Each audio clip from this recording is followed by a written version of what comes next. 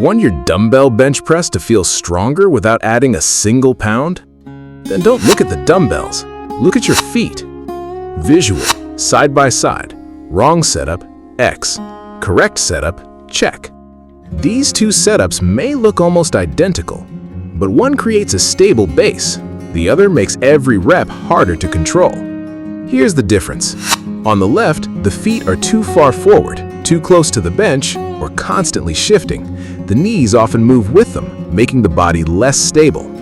On the right, the feet are about shoulder width apart, flat on the floor with the knees comfortably bent. From the first rep to the last, nothing moves except the weights. That's the position you want. Now, here's the part most lifters misunderstand. Leg drive isn't about pushing as hard as possible or lifting your hips off the bench. It's about creating gentle, continuous tension from the floor through your legs and core while your glutes stay firmly on the bench.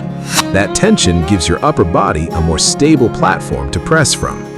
Visual, feet to legs to core to chest, pressing smoothly. Here's something many people never notice. When experienced lifters set up for a heavy press, they often spend more time building a stable position than actually pressing the weight. Because better stability usually leads to more consistent technique.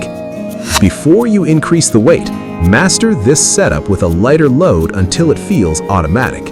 Technique builds strength, then strength moves weight. The next time you bench, don't make your first adjustment to the dumbbells. Make it to your setup, because the best lifters don't just train harder, they set up smarter. Follow this bench press mistakes series, and by the end of it, you'll know the small technique changes that separate average lifters from great ones.